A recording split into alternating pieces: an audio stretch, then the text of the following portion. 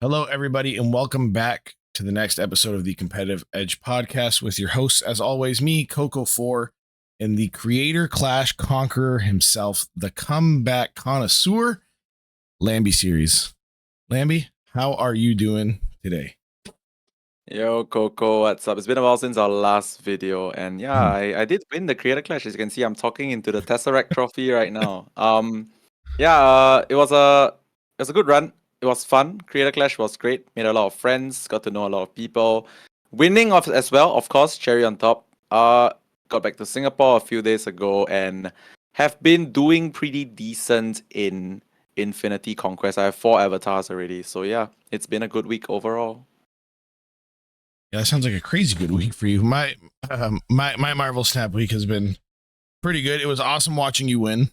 I had you up on the big screen at home, cheering you on from here. And then as far as like in game, I've only had time to do 3 Infinity runs, and I won 2 of them. So I have 2 of my avatars, and I did it obviously with the best deck in the game, the one you brought to Creator Clash right here. That being said, let's just hop right into the thing. How was your experience there? How was the travel? How was the trip? How was the tournament? Right, so it's like 16 hours flight with one like layover, like back and forth. So it was the traveling was really not fun, but I think what made up for it was the fact that like when I got there and I got to meet the other creators, it was a treat. Like everyone was very like distinct in their personalities. I had a lot of interactions with everyone. We had a lot of fun. I believe that like when I traveled to this event, for the most part, my goal obviously was to win, but like I felt like it was easier to win if I didn't just keep thinking of trying to win. I don't know if that makes sense, because like if I take my mind off like the stress and pressure a little bit, right? Overall, I would probably just perform better. Also, I made it a point to sleep really well so I could focus. So like interacting with people, sleeping well, and just generally playing good, like made the trip overall very enjoyable. Yeah, the sleeping thing that made me chuckle when you did your post match interview. How you pointed out, you're like, well, everybody else was partying. I went and got my sleep. Also, kind of off topic, but here we're still on with the Creator Clash thing. I was just curious how you managed to wear a sweater the entire time when everybody, with the heat that was going on there. You wore a sweater and didn't break a sweat. What's going on with that? Okay, so I did break a sweat, but the funny thing is, so in my country, there's only 2 seasons, right? It's hot and hotter. So I am very, very used to the heat. And like, no matter how hot it was down there, it was never going to be hotter than my country in Singapore. And believe it or not, like, at least for camera, I wanted to look good. So I feel like if I'm going to be traveling 16 hours to be on camera, I want to make sure that I look solid, you know? So I'm just like, all right, let's just wear my Burberry looking sweater and then wing it. The fit's got to be good. You got to be ready for the fit check. Indeed. Also, the shoes you were wearing, fantastic, by the way. Big fan. Oh, wait, the shoes were interesting. I don't even know anyone noticed the shoes, but like the shoes were one of my proudest like drip possessions. Like it didn't come cheap and it didn't come easy, so I'm glad you noticed the shoes. They popped. Yeah. They weren't a complimentary piece. They're like their own accessory. They popped. They're real good. Okay, so that being said, oh, sorry, go ahead. Yeah, no worries. Just wanted to say that like I'm excited to do this episode because like we get to review some of the games. Oh yeah, we're gonna be going over your insane comeback against Den. Holy moly, that was some of the best Marvel Snap I've ever seen played. I'm gonna be honest, it was very, very well done. Yeah. But before we go there, I just want to ask a couple questions about so I know you ended up bringing what's considered the best deck in the game at the moment, which is Bounce, and then as the secondary, you brought High Evo Lockdown. So I was just wondering, what was your expected meta going in, and how did you land on these 2 decks? Okay, so story time. I actually you would know this because I talked to you about it. The only 2 people I talked to about is like yourself and Browdy, because I practiced with Browdy for the event, which is before the OTA, I was planning to bring Ramp, right? Like I wanted to bring Ramp because like I was very confident beating Bounce with Ramp. Like I expected Bounce to be like the top deck, which it ended up being. So I even bought the Ultimate Black Panther to prepare to show off the Ramp deck. But yeah, but turns out I after the OTA, the Doom nerf, I tested the deck a little bit. I realized that like Doom being 2 points less on each lane, and then Doom Odin being like 4 points less on each lane is very detrimental. And I decided to be. I just told like Browder, I was like, all right, you know what, this is not gonna happen. I'm just gonna be like the better bounce player. So that was the change in direction that I went for. And Browder and I, well, for the bounce part, bounce deck most of the time we already like had the list solidified. Just had to decide whether we wanted Spider Ham or Shang-Chi, and I convinced Browder and we convinced I convinced Browder and myself that like, all right, Shang-Chi is good in general, but like in a deck that you want to spam like lots of cards, it's too clunky. Let's just win by like doing what our deck does, which is spam a ton of cards. So we played the Ham instead of Shang-Chi. Worked out in the end. I think I missed Shang-Chi like one out of the entire like I played against a Shuri from Hitmeister, and I missed Shang-Chi there a little bit. But other than that, that's it. And yeah, I never really missed Shang-Chi thereafter. And a little bit about the lockdown deck. I think I've said it a few times already on like my stream. This deck was not supposed to be played for the most part. It's the ordinary Harry strategy, which is you bring a deck that is so scary to the point that you can curate your opponent's queues, right? Like they would never queue bounce into this. In theory, that was the plan. So we brought this deck with the intention of them like curating our opponents like deck choices, which would make us easier for us to like, you know, decide like on our turn 1 and turn 2 play snaps, that kind of thing. So this deck, I'm not saying that we never play this deck. I ended up not playing it, Browder did. But for the most part, out of all the like 18 players that were there was only like 1 or 2 people that we felt that we had to actually queue this deck.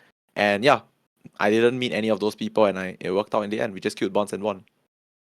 Okay, I guess just out of curiosity, what were the 2 decks what were the two lineups that you would have queued High Evo into? Because I know you didn't queue it into D Money in the final, when he generally does have like a stronger bounce matchup by also having the Falcon and just the collector and the stats.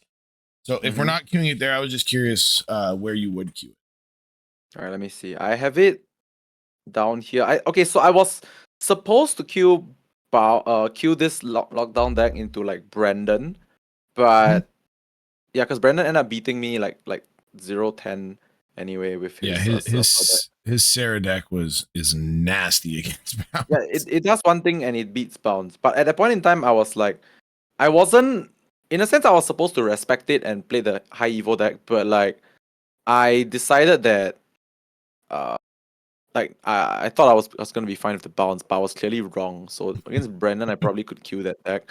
And the other one I wrote down was Freddy. I can't remember what his list was, but I felt like I had to queue this lockdown deck into Freddy. But ended up we never faced each other, so Freddy Babes, yeah. So it didn't actually happen. Other than that, my literal list right here is literally Q bounce, Q bounce, Q bounce, Q bounce into everybody except those 2 people. All right, so I'm assuming then you like, because you're pulling up on your phone there, prior to the tournament, you went over everybody's list. And you kind of had like a game plan for like what going into like whatever matchup that you're gonna face. Yeah, we made a generic list. This one was mainly because Browder wanted a guide, and I felt like it was good. He pointed out to me, and I was like, okay, fine, let's just do a rough like thing. The funny thing was, versus ramp, like Sandman ramp, I put down that we were still gonna kill bounce because I was actually very confident in that matchup. Like it's probably still unfavored, right? Like in general, Sandman versus bounce is like maybe like 65-35 or maybe 60-40 versus like for like the ramp deck. But like I felt like when I was playing it, it was very close to 50-50, maybe 55-45, that kind of thing. So I still put down that like I was gonna queue bounce into ramp and just wing it, you know. I have to agree with you there, because like really the only time that they're very strong versus you would be the turn 3 wave into turn 4 Sandman, right? Or like turn 3 wave, turn 4 Odin into Sandman. Yeah, you always lose those. Yeah, but other than that, like if they miss a beat anywhere, you just win the game. Yep. Because they don't really have early points, right, for the most part. And like I always have early stats, whether it's like Bast stuff with Bast or just Kitty or just like an Angela, a Bishop. It's always more stats than them in the early game. So I felt like outside of the exact wave Odin Sandman, exactly that situation, I always had more points in the early game before them. So yeah. Okay. Now I know you said you lost to Brendan's Surfer deck. What was the other deck you lost to in the tournament? I know that Yeah, one so wasn't on stream, so I was just curious. yeah, so the only deck round that I felt like I was unable to win was Brandon because his deck building was on point for bounce. But the other one I lost was to Hitmeister. It was one of those games. I played Bounce versus Shuri, and our conclusion before the tournament was that Bounce was the better Shuri deck because both of them are stat point slammer decks, uh, but Bounce was more flexible as a point slammer and can actually go taller, especially because we have Iron Man. So that matchup I felt very confident because if it's a stats versus stats war, I'm usually ahead versus Shuri. But the problem was it was a very fast, like 5 minute match, honestly, because we had to do one of those 8 cuber situations, Oh, eight okay. cubes, right? And then it was one of those 50-50, 100% strictly 50-50 8 cubes. Like if he played it on the left, I lose. If he played it on the right, I win. Vice versa, that kind of thing. Mhm. So I took the risk, and like I always do, I always take the risk if it's necessary and if it's like a strict like 50-50 per Yep. se. And I lost. I lost the risk. So I lost the roll. So I lost 8 cubes there, and then it went downhill from there. So yeah, but I did beat Hitmeister again, like revenge match sort of thing in top 8 the next day. So proves that like Bounce I guess is still definitely Yeah. slightly better So than Shuri. yeah, your analysis of the matchup was correct, and it was just one of those situations where you got to do it, right? It's a 50-50 to like essentially lock the matchup. Of course, you got to do it. Yeah, I think one disclaimer to that is that like if you are like super favored in the matchup, then maybe you sometimes don't take 50-50s. But Bounce versus Shuri, as much as I feel Bounce is favored, it was not like Omega favored, just slightly ahead. Like I said, it's ahead but slightly ahead. So I felt like that was one of those situations whereby, Yep. okay, fine, 50-50, I'm only slightly ahead. Let's just go for it. And we failed, but yeah. Yeah, because I was gonna say that I always, pretty much my principle in those situations kind of lines up there where if the position I'm in is either on par or greater than Mm-hmm. the percentage that my deck normally wins that matchup, I'm staying in. Yeah. I Right. So think I want to add yeah, one thing to. I probably didn't realize. I realized I didn't talk about this on my own stream when I did the review of my own tournament. But like, I feel one thing I do better than most players in the game right now, and I'm very confident in saying this is like it's not that I win every game. Like people that say that I'm the GOAT or whatever, thank you, but Goaty I series. appreciate it. Yeah, I think I am one of them, but like it's not because I win every game. I don't like win every game or like I win like yeah, I don't. But the thing is, based on my own track record, based on like the stuff that I have won, and I look at it, I look back at it, I realize that, and I probably knew this, but just to like confirm it with other people, but like I win more than most players under pressure, and I think that's where it matters the most because when it comes to stakes, I guess some of you also know this from like playing Conquest in Infinity and stuff like that. People start to play really weird when they are like stressed, Mhm. pressured, or like something is like when their back's against the wall. It doesn't affect me. Like I just mentioned like I just played for 8 cubes and died and then like moved on with my life. But Yeah. it's that kind of thing, right? Like I just know that even in the riskiest or like most stressful situations, you have to have the mentality to still take the risk when necessary. Yeah, and I think this would be safe to say that probably comes from your experience in other card games and playing at like the highest level in other card Mm-hmm. games before. Because I will say that like for the matches that you did have streamed, it Mm-hmm. was very obvious that you're a very principled player.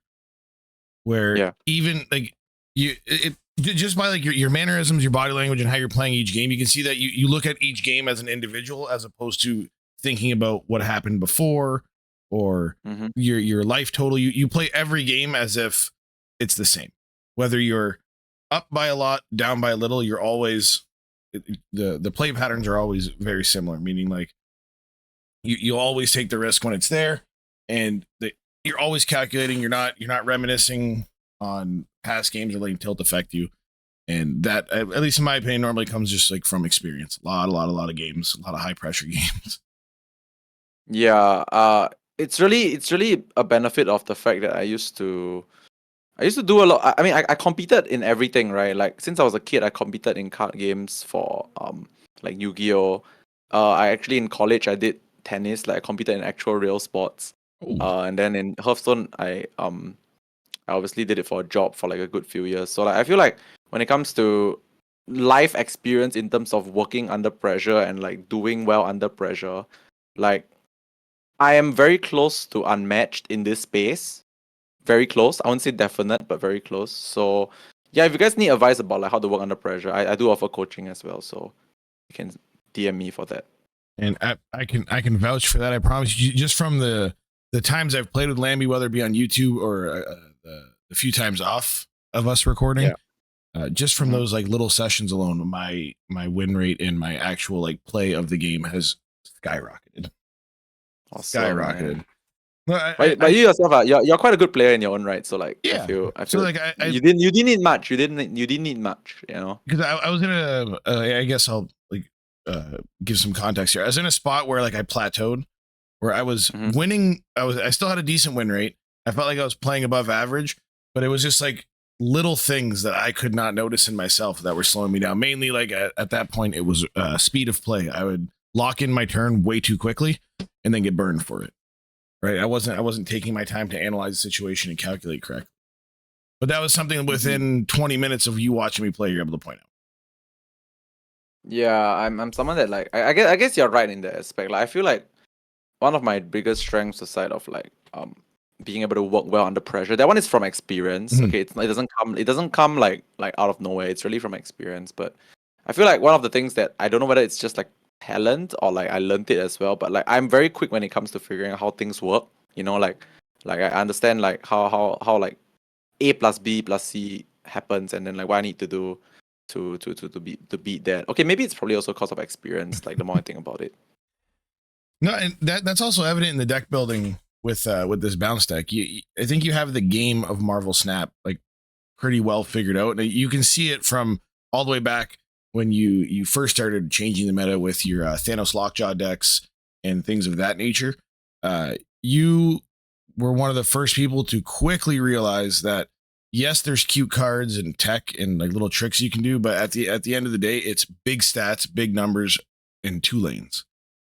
And if you look at the decks that you do build, you generally all of them pretty much have like I'm always going to win 1 lane, and then your opponent has to play the game of figure out where the rest of the stats are going to go. Yeah. The funny thing is you're right, and yeah, you're right. It's but the thing about Marvel Snap that I figured out pretty quickly is because I realized Marvel Snap is actually a lot more solved than people think. Like obviously Mhm. there are like new cards. There's like new iterations of whatever that of decks that can be introduced into the game, right? But Marvel Snap in general, firstly, it's three things, right? Firstly, stats is important. Like at the end of the day, how do you win the game? Stats, points, right? Mhm. Another thing that's a bit fixed is 6 turns. Well, let's ignore magic 7 turns, but 6 turns. There's only so many things you can do. Like each action that you make is very crucial to the end state, and like because there's only 6 turns long, if you really have future sight, which I call it future sight, but it's really just macro planning. If you can do that, you really can plan the entire game as early as turn 1 and turn 2 sometimes. Mhm. And the third thing, which kind of just escaped my mind a little bit, but I think it's along the lines of when it comes to deck building in Marvel Snap, it's a 12 card deck. You can really zero in on like your deck doing one good thing and do it well, because like it's not like other card games where there's like 30, 40, 50 cards in your deck. You need to have like a lot of like working mechanisms together. For Marvel Snap 12 card deck, you always see every card in your deck, almost every card. You really can build your deck to really do just one thing and do it well. So that's one thing that I feel people overlook. Like they try and cover too many bases with deck building sometimes. Yeah, and the for lack of a better term, the proof is kind of in the pudding there. For the last pretty much since January, every meta we've had, one of your decks has been a force, has been something that people have to consider anytime they queue up, and all of them follow that logic of It's true. just be as consistent as possible at doing the one thing, and then if there is tech or thing or disruption that can fit into that strategy, they end up in the deck. For example, like with this one, it just so happens that Spider Ham and Iceman happen to fit into the bounce deck as tech cards. But then when you go back and you look at when you built like Thanos Lockjaw, you didn't play any tech card. You're just like, no room. I'll just play Exactly. big fatties and make you have the answers. Actually, I think you explained it better than me. Like the whole Spider Ham like thing, which is like, people know me recently for like the fact that I say I hate Shang-Chi, but let's debunk it a little bit. It's Yeah. not that I never play Shang-Chi. I do play Shang-Chi. I do play Enchantress. I do play Super Skrull, stuff like that. But what do you say makes the most sense? Which is like if the deck main engine, main like core purpose can accommodate this tech card, I will play the tech card. Like Spider-Ham, 1 cost, bounce with Beast, cost 0, buffs Angela, buffs Bishop, buffs Monkey, and it happens to be a tech card. Alright, I'm down. But like Shang-Chi, the problem is, you know, clunky, doesn't fit your overall spamage game plan. Across a large sample size, it's gonna like clog you more than help you. So yeah, you explained it perfectly. If the tech card fits into the general plan of it, I'm super down to play the card. But like if it doesn't, it's more likely something that I'll exclude. Yeah, absolutely. I think that's a great way to approach decks. While we're on the topic of that, I guess coming back into Creator Clash here, is there anything about your list that you would change with hindsight now, or do you think that your 24 was right on? 23 was right on. So the bounce list, I would not change a single thing. I mean, this is obviously hindsight because like we were debating Shang-Chi or Ham before the tournament, right? But I was like, it was more like trying to convince Browdy because I was very sure that I didn't want Shang, and yeah, it worked out in the end. But like the 24th card is actually in the what's that called? In the lockdown, the lockdown deck. So this deck, I can't exactly tell you what I would cut because I never really intended to play this deck much, but I would want a Professor X in here because like the Professor X would literally make it quite impossible for Ramp to ever beat me. Because the problem with Ramp is that I can Spider-Man them, I can Storm them, but they still have like sort of Doom and Odin. But if I had Prof and Black Panther Zola, but like if I had Prof, right, Black Panther Zola is a non-factor. So I feel like one of these cards could go for Prof, but if you ask me honestly right now, because I don't actually play this deck very often, I don't know what I'm gonna cut for Prof. But I mean, I obviously can cut. I want to cut a high evo, but I can't, right? Because it's a high evo deck. Yeah. So it could actually be a Misty Knight card, actually. Yeah, or maybe a I can wave. see that because really, your best high evo cards in the deck are like Hulk, Cyclops, Wasp, right? Yeah. And everyone right now, if they're not playing Bounce, they're playing Killmonger to try and pick off the kitty if they're lucky. So like exactly, yeah, that could work. Which I'm gonna just preface this here. I don't think Killmonger wins the Bounce matchup at all. No, it doesn't do anything. It really doesn't. Especially maybe on the if it's in a ladder situation, maybe. But when you're playing in Conquest, the minute I know a Killmonger is there, pretty much anytime I've queued up Bounce recently into Conquest, one game they'll catch me with a Killmonger, maybe, and then after that, it's just they never get you. Yeah, the thing about open lists is that like you said, if you know it's there, it's easier to play around. And the best part about Bounce, which I only realized like actually after picking up the deck, like I always thought that it was like a bit more one trick, but like the thing about Bounce is that like if you know what your opponent has to tech against you, you can like more easily play around it. So like Bounce really has the ability to beat almost all tech, right? You can beat Shang-Chi, you can beat Killmonger with your timing. I mean, with the Jeff, we also beat unplayable locations sometimes. I think on that note, the one card that I need to learn to actively beat more, which has cost me a few epic games, is a Shadow King. I'm still not like it's still like to be frank, okay, I don't think the card is fantastic, but it's probably decent right now. And I it's not ingrained in my muscle memory yet to beat Shadow King, so fair. Yeah, I feel like once I get used to it, it'll be fine. But currently, if you really want to beat me, just put some Shadow King somewhere, and you'll probably get some cubes off me for sure. Because I'm not accustomed to beating Shadow King yet. What I've been doing, and when I know Shadow King is there, I'll purposely put Angela and Bishop in the same lane, and that'll be my beast lane. I see. So I'll stack them into the same, put them back in my hand, then on turn 6, because then generally if I'm holding Angela and Bishop after a bounce, behind, right? I can play Iron Man on 5. I'm behind, but then I can just redeploy, and away you go. It's a little bit riskier because you end up by taking that line, you do give up a turn of kitty because you have to play the Bishop on. So you give up 2 turns of kitty actually because you have to play Angela Bishop, right? But you do make up 2 of the stats on the Angela, so it's like kind of like you're only giving up 1 turn of kitty, I guess. Actually, sometimes it's fine. I feel like the whole like must bounce kitty every turn thing is a fallacy. Like it's really very situation dependent. Because what I find in those, specifically in the Shadow King matchups, a lot of times those decks don't go as tall as they need to. So I can afford to lose some stats here, put these safe, and then as long as you have Iron Man, you're pretty much safe. And then on turn 6, you would generally have like Bishop, Angela, Hit Monkey. One of your 1-drops will be 0, and then plus another 1-drop. That's normally enough. this is why I could never beat Brandon's deck, because Brandon's deck was like really. That's why I say it's really good deck building. Like it only did one thing. It only beat bounce. Like it literally could only beat bounce, but because he because expected a his lot was of more bounce. than just Shadow King. That whole list just Everything. The whole list is literally beat the anti hell out bounce, of right? bounce. Yeah. Like Storm, Juggernaut. I think even Cosmo, Sarah and Wave in the same deck, which is crazy And because like Killmonger and Shadow King. Killmonger and Shadow King. Like I don't think. I feel like that deck you can play. Okay, Brandon obviously played well and practiced with the deck, but I feel like even if you He's a played very good player.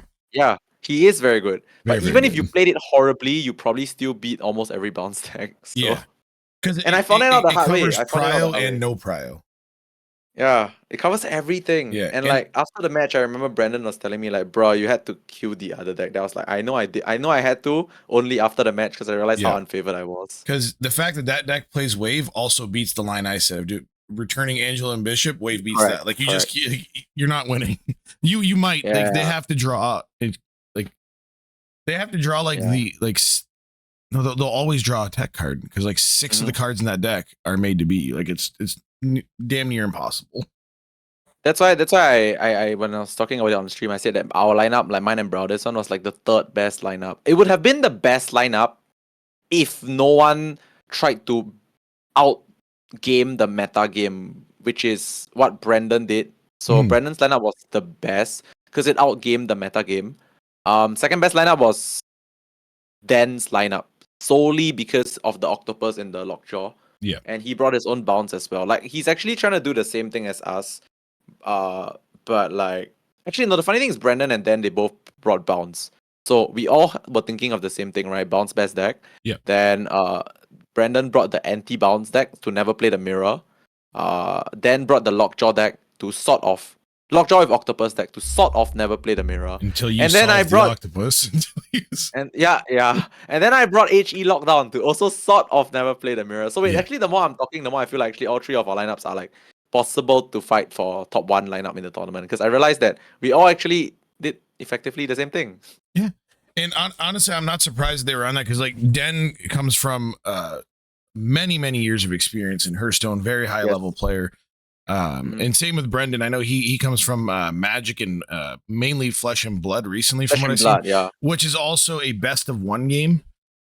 So it's a very long best of one. It's game, a very yeah. long best of one game, but when it comes to deck building, you have to be like, there's no sideboard, right? So you have to be your engine has to be there, and you have to be prepared all at the same time.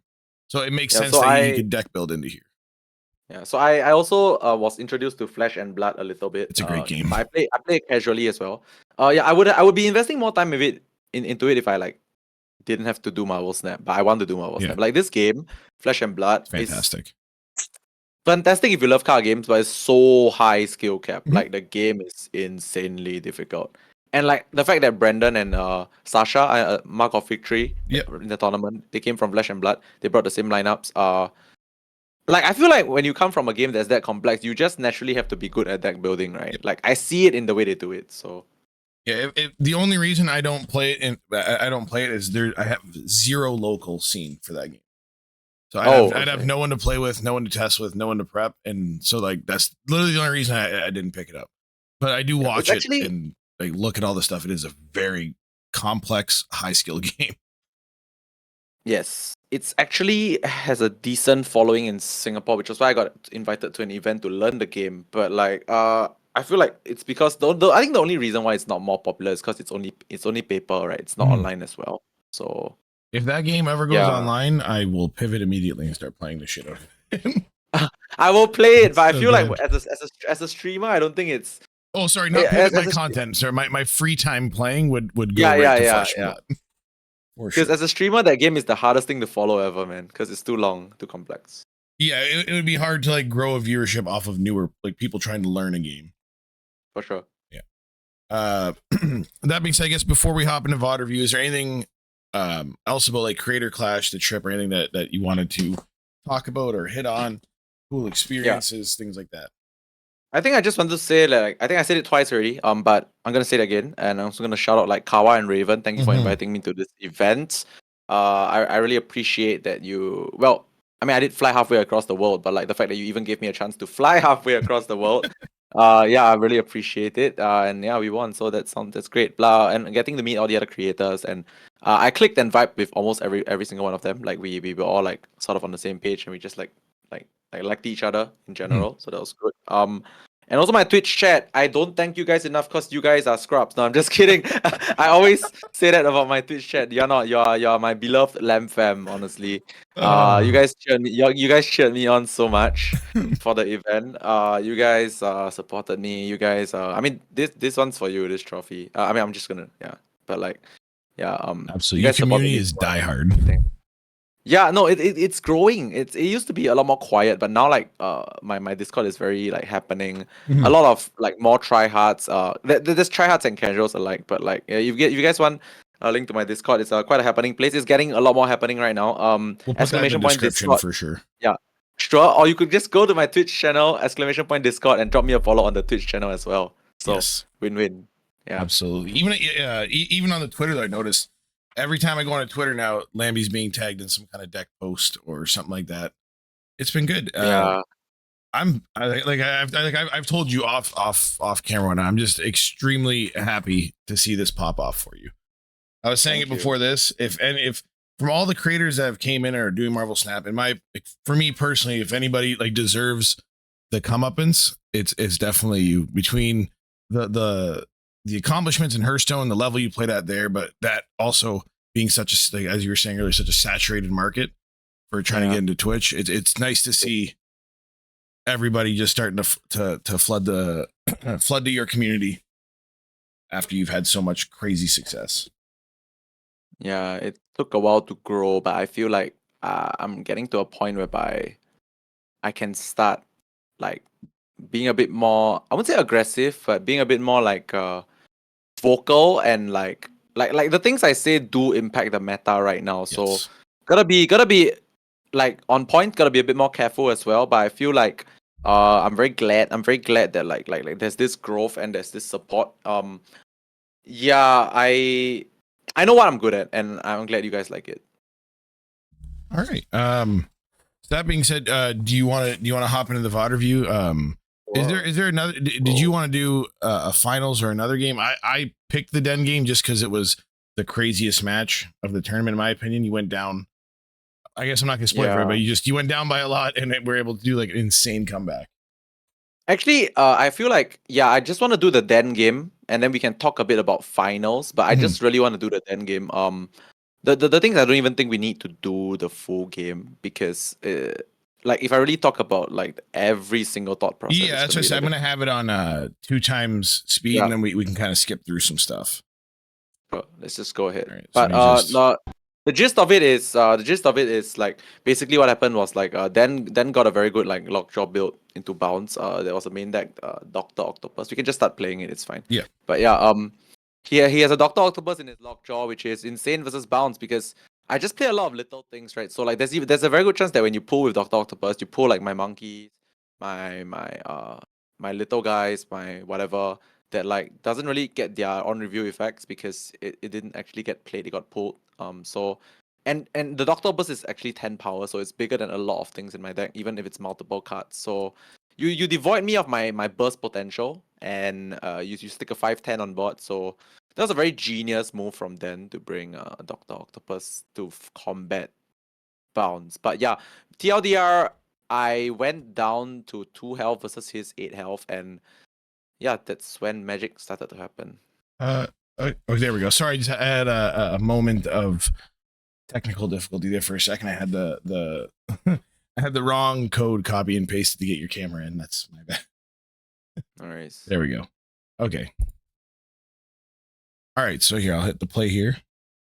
Yeah. Do the playback. We don't need speed. audio actually. There's no audio in the VOD that I have right now. I have the audio for the YouTube will be off. So here we go. We start. Make sure I'm on there. Also, his name is Dingass because he's using Kawa's account. Yeah. So I actually did a review of this on my own Twitch channel already. You can also check this out on one of my VODs. I would highlight it eventually. But like so this game was I think relatively nothing much going on. Just very simple. Yeah. The problem with Elysium is it benefits the Lockjaw deck a lot more than me. Yes. Your deck, bounce already is so cheap. Yeah. Because like if you look at my hand, you realize that with the Elysium up, I literally can play every single card in my hand by turn 4 or 5, which is a problem, right? Because like the thing is, Elysium helps Lockjaw so much because the cards are so expensive. So yeah, as you see my hand has like it's too cheap. It's weird to say, but it's too cheap. And this is where you get and then the Doctor Octopus kind of comes down here too. Yeah. This game was actually very unwinnable, but like it was winnable only if I had things like Kitty or like recurring stats. But Doctor Octopus comes down, completely shuts out my right side. I even moved to Jeff already. So that lane is just like done. They just literally play a wasp there and I lose. So I knew I lost already, by the way, this game, but like no further action in terms of snaps happened. So I was gonna play that all the way until turn 6. But like we could even like fast forward this because I 100% lost. I knew I was lost here already. Yep. Yeah, the moment the Octopus that you saw firsthand game 1, Octopus being amazing. Okay, but notice that he played Octopus like this one was obvious because like he played it into any random lane, it would work. But like what I noticed early on was that, and it's not exactly wrong on Den as well, I think it's fine, but Den always plays Octopus into the open lane, right? The one with like the least stuff. So I managed to capitalize on that later in the rounds. Like things like this you gotta notice from your opponent, like the tendencies. Absolutely. Yeah, so I snapped this game. This was my snap. I knew that stuff could be shuffled back into Lamentis with Attilan, but like I think at this point my thinking was that like if he had Thor instead of Lockjaw, I didn't mind because like if things were gonna get shuffled back anyway, then the Thor hammer wasn't something that you draw immediately as well. But turns out he actually had the Lockjaw plus Attilan, which is why he stayed. And I say also the cards you're playing with are like almost optimal. You're pretty much just kind of like missing an Angela here. Yeah, this was the hand that I wanted in game 1 in the Elysium game, right? Like, I'm not saying that I wanted the Elysium, but like if I had to deal with Elysium, this is the hand, right? I got recurring stats with the Kitty, I got burst with the monkey, I got Iron Man plus whatever to solo a lane. So at this point, I still felt like I could win this game, but I think something happened that caused me to retreat. I need to watch a little bit more. So what I was trying to do here, I was trying to stack now and then just like let the Iron Man solo whichever lane I need to solo. I was clearly giving up on the left. And then we see the Octopus ruin my dreams because I was clearly giving up on the left. That was the fake Mysterio. It was never going to be enough. And yeah, twice in a row, Octopus, well, literally stealing 4 cubes, right? Because I snapped, it was like snap. So I knew I was dead here. I didn't think that I had a chance. So I left. This is another good example of like when I say principal player, where being able to snap and then still retreat when you realize that the tides have turned type thing. Yeah. For what it's worth, like I agree with the snap. I'm gonna like it was a good snap. Yeah. It was one of the most optimal hands for a Lamentis game, plus they were a Lockjaw deck, right? So and like I said, they had to have the Lockjaw even with the Attilan, and like I was actually okay with Attilan. If their turn 3 was not Lockjaw and it was Thor, because then the hammer was not. Oh, you didn't you didn't retreat this one, which I guess kind of makes sense because you have the pride left. That one is the one where Den retreated. I forgot. I didn't actually think that I stayed in this one, but I feel like maybe based on what was actually the end game, there was a good chance that like I just played like the Kitty left and thought like I could like win 3 lanes, and maybe he thought it was not worth it. I was quite surprised though. I thought I retreated this one. That's what I think the thing that makes you stay is you know that mid's uncontested. Right at 16. Yes. I was never gonna worry about mid for the most part. And then you beat Doom in either lane, so they had to. Actually, the funny thing was that like I felt like honestly that play was one of my earlier gambits, right? Because if you realize I played the Kitty left, it was actually giving up on the right. If you think about it, so it was actually one of my early gambits, and not trying to say that like it was meant to work out, but like I think it was worth the risk per se. Yeah, I just have a question here. So why Angela into Necrotia? Oh, Because I know Why that Angela? this one was like hidden. Is this a play assuming you're gonna draw a beast, or do you just plan on playing like a monkey in the same lane as the angel? Oh, this one's very simple. Firstly, it was never gonna be on Orchid's Forge, because hand space, right? Yeah. But the plan was to Iron Man. The Iron Man was gonna win Unmaze. That's the plan. So if the Iron Man was gonna win Unmaze, I had to commit stats like now into the Necrosha. And like the problem with the good thing about Angela is as much as it's like less stats now, it will grow. Yeah. So I was just thinking like, okay, fine, since I want an Iron Man to win Unmaze. And because Iron Man on Necrosha is worse, right? If you think about it, it's like Yeah. -2. So I was already planning. This is what I meant by future sight. I was planning very early to, like never play Iron Man left in theory. And also, if you note that Dan has Doctor Octopus, Yes. he will likely Doctor Octopus the Necrosha because it's -8, right? Yep. So I did not want to deal with -8 on his terms. I wanted it to be on my own terms. All right, and then question. So I agree with the logic there. If you weren't holding Jeff, would you have Yeah. still played the Angela and Necrosha, or is that influenced by the fact that you knew you had a free trigger? It was influenced by Jeff, yes. Okay. It was definitely influenced by Jeff. Yeah, outside of a few things, but yeah. Mm. So as you can see, this was clearly my Iron Man plan. I even dropped the monkey left because I wanted the left to be basically not touchable, right? I didn't want them to have anything to do with my left lane. Yep. Yeah, but and I played. Oh, there we go. This was So yeah. you make the play for the Doc Ock and Necrosha, and it ends up coming out under Lodge. Yeah, but I still think that I counted this correctly though, because like if you notice that the Mysterio shifted mid, so I could play a Chavez right to potentially steal with Iron Man, right? So the game plan was actually there, even Yeah. though I got sort of hit by the Octopus, but I realized it's not enough because if, as you saw, I was like trying to play the Chavez right, Mm. and I was like counting +18. Turns out Iron Man and 28 is not enough. Like the one thing I couldn't predict was that 28 was not enough for the right lane, right? Yeah. Okay, well, in all fairness, it was a Jubilee into Doc Ock, which then rolled an Odin, which got like it's pretty. Yeah. So I realized that I'm so glad that we looked at this game in more detail because like I realized that with someone asking me the questions like you, I realized I could explain this a bit better because on my own stream I just fast forward through this whole thing really quickly because I thought it wasn't exciting, but turns out the last 3 games when I was reviewing it again with you was actually pretty in depth. If it's any consolation, I watched this before we made the YouTube videos. So I can't. I wish I would have wrote down the timestamps, but I kind of have like a mental checklist of like certain plays I wanted to go over. Yeah. So once again, I think we should pause here. Yes. So this is very interesting. Like, you got an Angela Bishop stacked in one lane. Yeah. So I think it's interesting also, and it's also because I can never play Iron Man left, right? So. Yes. It's one of those future side things whereby if I draw Bast, I think I just win. Because look at the hand, it's insane with Bast, right? Yep. So this is one of my early commits to the left. Like I play this on the left because like firstly the Hulk will never be there.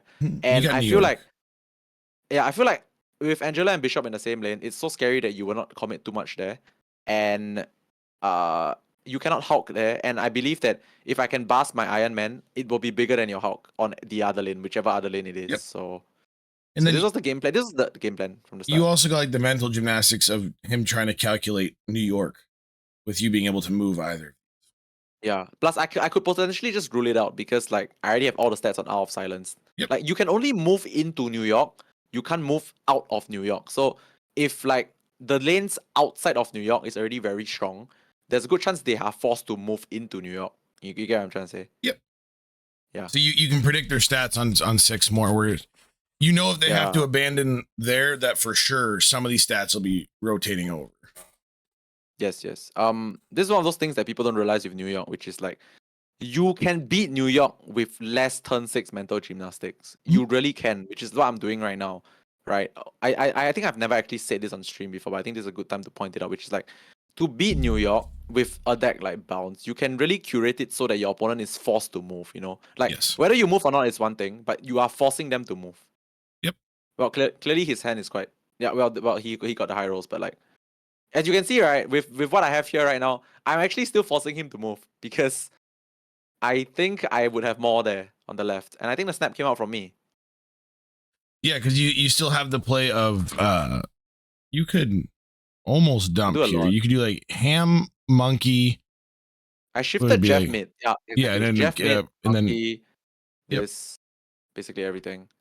I wanted to bounce at first. I think it was a bit too slow. All right, so you Or end the- up retreating here. So what's oh wait, it's his snap, not my snap. My bad. so yeah, you retreat on So his snap, which I kind of think I'm obviously you're gonna explain. I do think that retreat makes sense because this does look strong, but now the move is kind of a little bit on him, yeah, yeah. he has the initiative now. Like my plan was to like make him like find it like mandatory to move into New York, but now it became that I have to move into New York, Mhm. right? Like potentially. I Yeah, okay. It was his snap. It was his snap that got me to retreat. Sadly though, I had that game like planned out really well, but it didn't work in my favor. Hmm. For what it's worth, I feel like that game in particular could be played out and I could have won, I think, but I didn't want to take the risk. I didn't think it was worth it. And then so here on this turn one, I noticed that you did take some time thinking. Are you debating whether or not the Bass is worth it just for the Iron Man here? Yes. Because next turn is turn 3. No, this There is was a turn world that turn one with Superflow. Yeah, there was a world that No, I think wait. I think I was thinking of snapping as well with this. Okay. Yeah, but the problem is like at least from like I can't really recall the match, but like at least from what I'm looking here, this is something that I would snap. But the problem is it's versus Lockjaw, correct? So Yeah. like I think I don't know if I actually snap. Let's see. But now I'm thinking that it's actually more detrimental to snap here. It's the Because Elysium situation all over again. yes. Yeah. They benefit more from the early energy than me. Because now they so I have don't like think I- options like here, like turn 2 Thor, turn 2 Lockjaw, and then they Yeah. can play 5 and 6 and 6. I was very happy to see Mojo World though. Yes. Because like I get more stuff there easier. See I this like play? this. Skip the pride just so you can beast it. You can I beast don't know the if I monkey. actually did it though. I don't know if I actually did it, but now that I see it, I kind of like it. Oh, I didn't do it.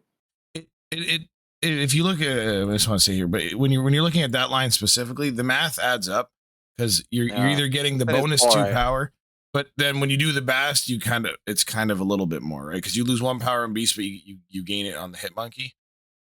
But the 2 Can I power just you say- would have got yeah. there would have been the equivalent of getting 2 power on pride. Yeah, actually, can I just say that I feel like now that I watched this back, I think doing the other play is actually better. The more I think about it. Hide some Yeah, stats and like going juice the for monkey. pass monkey into kitty beast.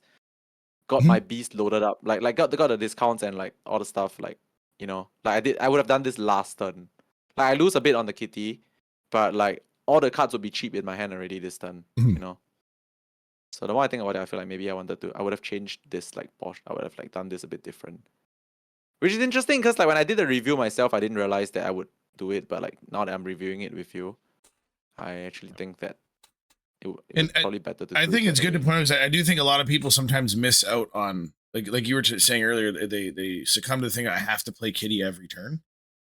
Yeah, you And don't. then- You really But don't. sometimes if you count it out, it's actually more beneficial to do the monkey because making monkey cost 1 is Yeah. a lot better than making kitty cost 0.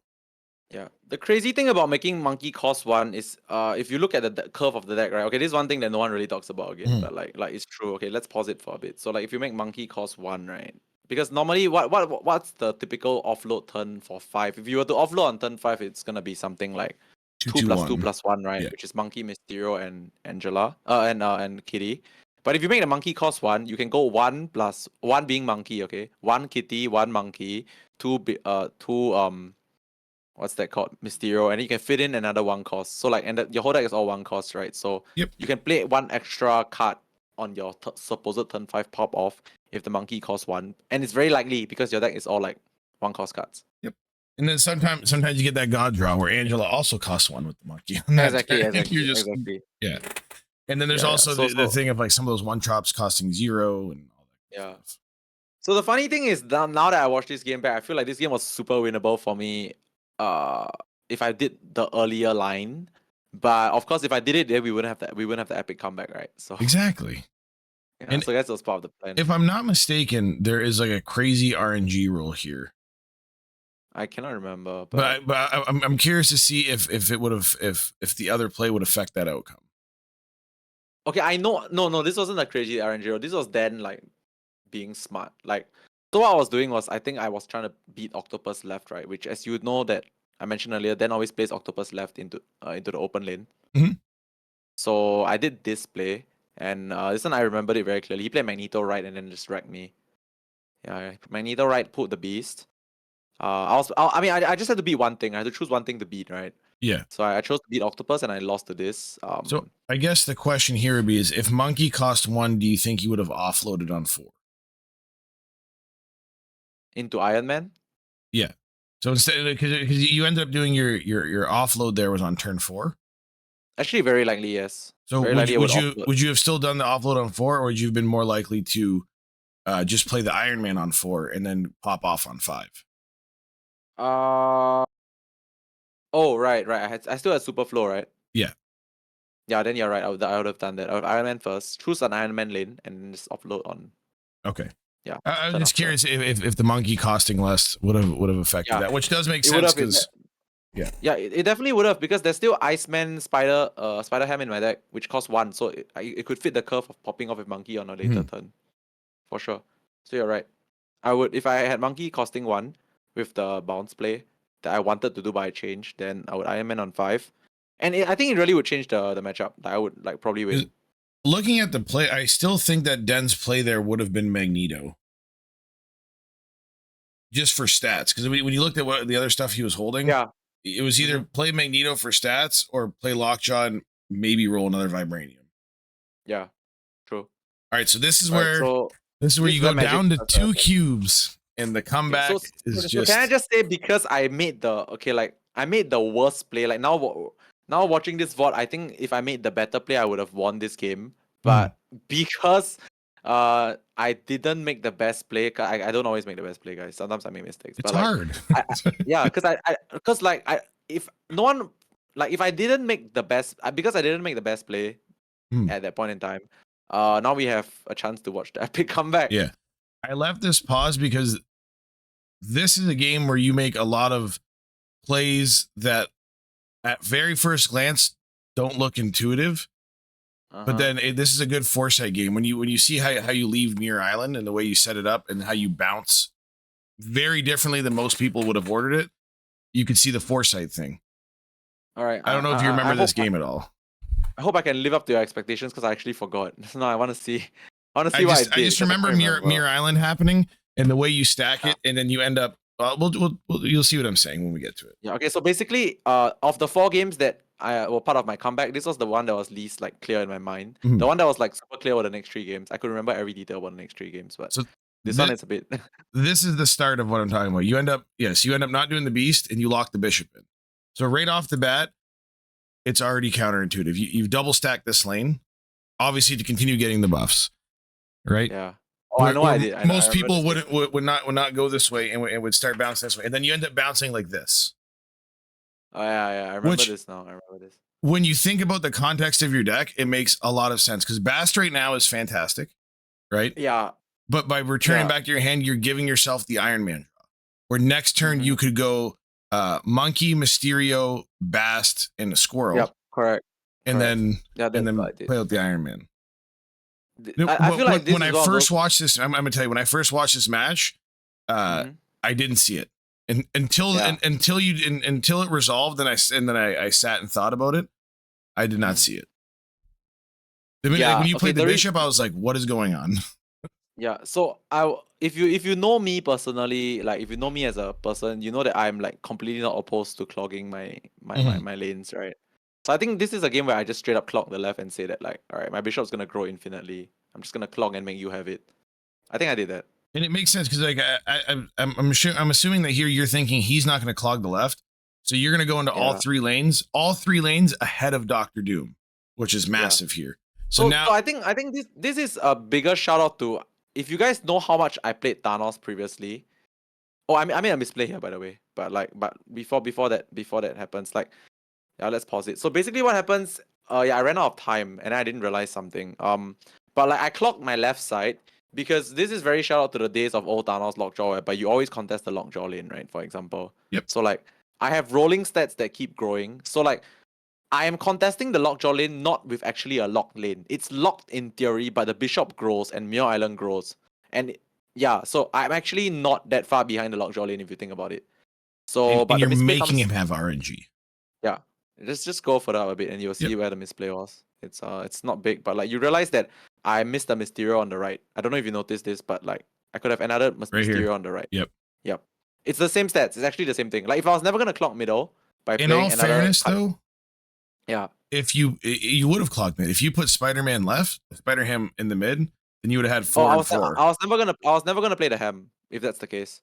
Oh, okay, I got you. Oh no, sorry, I was never gonna play the Bas because next turn is Chavez. So what I was gonna do was just like full clock left and right and just dump Chavez middle. That was like the literal plan. It still worked out though, but I did miss 2 power on the right because like 1 is less than 3. Yep. And because here you're putting him on having to have Jane into a half decent role on Muir Island plus a Hulk. Yeah, dude, he has to have everything here, Yeah. basically. Like if you see why this play was good, right? Okay, not really because of the octopus, but like the display was good not cause I dodge octopus. This play was good because you made them have to have everything, you know. Yep. So but TLDR, yes, people like to leave lanes open to not clog themselves, but it is not a hard and fast rule. Yeah. Right. In fact, clogging just means that you likely have more stats. Like intentional clogging likely means you have more stats in your opponent going into that other turn, the next turn, which means that they have to commit resources to fight the lane. And what does resources mean? Resources means energy, and there's only a finite amount of energy every turn. So there is a lot of merit if you are clogging yourself on your own terms very often. Yep. So yeah. Sorry. So I was gonna say when you're talking about like how you're clogging, I think another important thing to note is how much like what you're winning by in each lane. Because if you look here, you ended up hitting the Doctor Doom. You full clogged 2 lanes, but both of them are well above Doctor Doom even touching them. So you're taking away that the normal win condition of beating a clog lane for Den's deck, right? Like there's no way he could ever play Doctor Doom when he has to have a good roll off Lockjaw plus Hammer plus Hulk. Actually, I remember what I was thinking when I was like planning this game out. I was wishing I had like 1 more cube so I could snap him because like 2 is very sad in this kind of situations. Like I needed 3. If I had 3 cubes, right, I feel like I would be. I don't. It wouldn't be as exciting, but like I would be more like I'll be more like ahead if I had 3 cubes going into all these rounds. So yeah, so this is one other reason why like I feel like cube management in Conquest is like super important.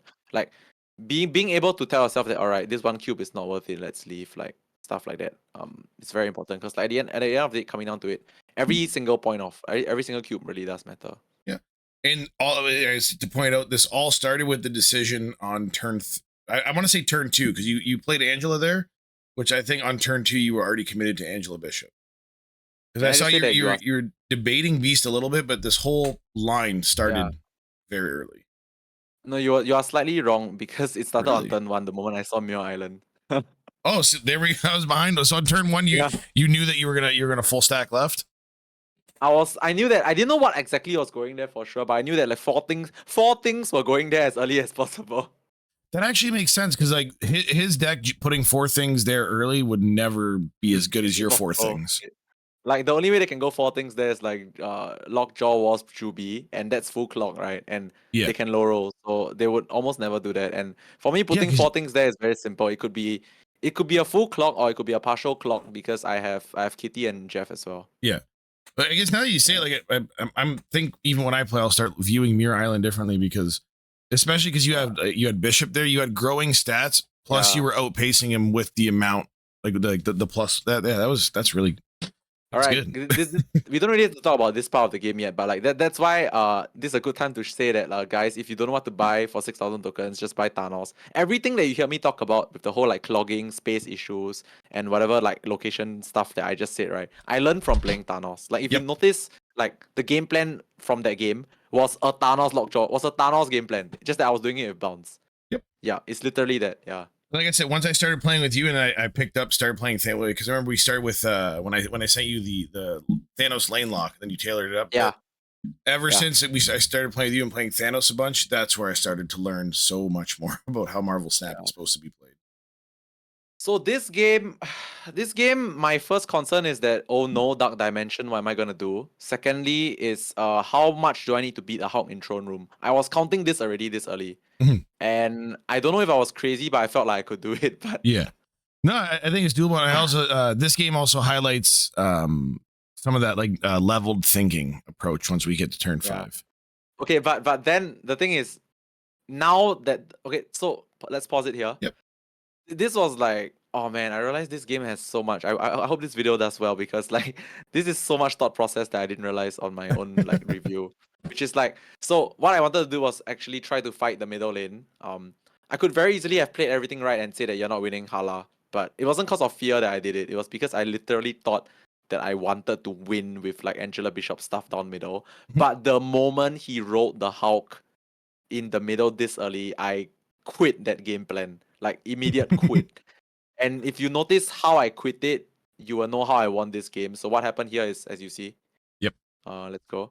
So I quit that game plan the moment I saw the Hulk, and I was like, all right. Like this was literally what I was thinking at the point, which is all right, let's scam then. It's time to scam the good player, and here we go.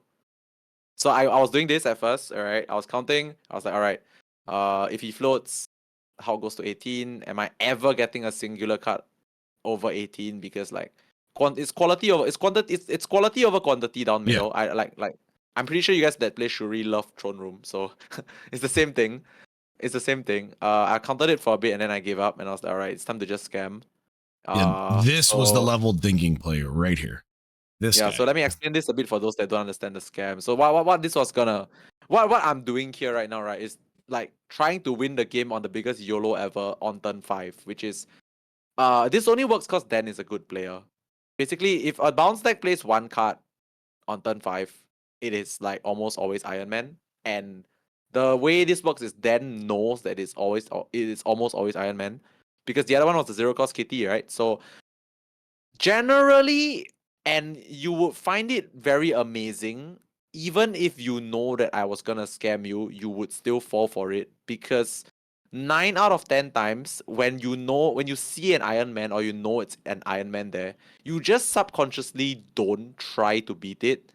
And I feel like if Dan thought a bit more and realized that I was never going to win middle, he would try to contest the Iron Man lane. But I think he was just tunneled or like muscle memory just says, "Oh, Iron Man, let's not do that," right? But the thing is, it's because it's ingrained into everybody's mind that Iron Man is scary. They just subconsciously not deal with it. And I won with the most. Let's just see. Let's just watch Yeah, it. yeah, Let me show you. Yeah, I won with the most like weak Iron Man of my life. Let's put it that way. But it was just strictly correct because Dan was a good player. Yep. Yeah. It's one of those things where So like you know that he's good enough to be like, okay, that's an Iron Man. yeah, We right. need Okay, to do so this look at way. how fast I played this turn. Okay. Yeah. Okay. It's not just because it's 2 times speed. Look at what I was doing. I was dumping everything there. Not a single consideration for the Iron Man left because it was never going to be played into. Like I felt like I identified very clearly that I identified very clearly that this Iron Man just has to be the ultimate bait, and like if Dan decides to be level 2 and play into the left, I would lose for sure. But I was betting on the fact that he was only gonna go level 1. Yeah. The reason why the 4 power Mysterio is even considered to be on the left is because I actually need a point there. So to actually win that with the Iron Man lane. Well, what I want to do for a second, I'm going to back this video up just for a second because right now you're covering your own face. Just after everything you said, I want the people watching to be able to see your body language reaction to know just how much of a gamble this was. So I'm just going to hide you for 1 second so Yeah, they sure, can see. sure. Yeah, so they can still hear you. It's just your video's hidden for a second. I took off my headset. They can see this right now, right? I took off my headset because I knew that like it's over if it fails, but I knew. There it is, right? Yeah. The moment I saw everything go right, I knew it worked out. Like, I didn't even For care me, that it he was the octopus. hands like whatever, go ahead. Yeah, like I just knew that like it was strict 50-50. Like okay, I wouldn't say 50-50, but like I knew that if he didn't play left, it's done. Like there's 31 on the right, no way you win. So, Yeah. Yeah, you could clearly tell this was planned. Like even from the future, I can tell you this is 100% planned. Yeah, and these are the situations where a lot of people are like, "Oh, it was luck, or was this, or was that." But like when we're able to like watch and go over, you can see that a lot of it is like calculated risk. It's calculated luck. I create my luck, Yes. guys. Like I really, I'm not kidding when I say I know how to create luck. And then I really am not even kidding. with like Den's rolls, and or if you want to look and be like, "Oh, the lockjaw rolls are bad. This is bad." If you look at the Mirror Island game with the lockjaw, you put him in a situation where it had to be a high roll. Yeah. All right. So this game, I want to highlight that it was supposed to be an easy game. Okay. So firstly, look at the bust on my left side, right? Like I know you guys will think that this might be just me speaking in hindsight. Let's pause it for a bit. But like, Harry knows the one person that noticed it first about what I was trying to do in the last 4 games was ordinary Harry. So firstly, I met Harry there in person. I love you, Harry. You're awesome. He's very great. strong He's player like, too. he's like a genius and he's smart and he's like chat and he's Love like Harry. fit. But anyway, that's not the point. But yeah, Harry was the first person to know what I was doing. Like in all the last 4 games, he knew exactly what I was doing, which was crazy because like now I'm speaking from the future. You can sometimes think that, oh, it's because it happened the way you wanted it to happen, so you can say this. But like it's not that. These last 4 games, I really planned out my high roll. I planned to high roll then. So what I'm trying to say here is that this bars on the left was gonna be played only if I drew Iron Man. I was that far ahead. Like which you will see on my reaction on turn 5, I was so sad because I didn't actually draw the Iron Man. I was like, this bust on turn 4, sorry. On turn 5, yeah, turn 5. Like this bust was like allocated for Iron Man to win back the building, but it didn't happen. But I'm just trying to say that like I think one of the reasons why I think I work best under pressure is because like when pressure comes, I like somehow tunnel in on like finding the best things I can do to just YOLO it out, and I think it's a hallmark of a good player for sure. Absolutely. And that being said, I think this is a good time to say if you're playing bounce, Bass' main target is Iron Man. I don't know if you can tell by the amount of times we've said it. The main target for Bass is you want to hit Iron Man whenever possible. Like that is.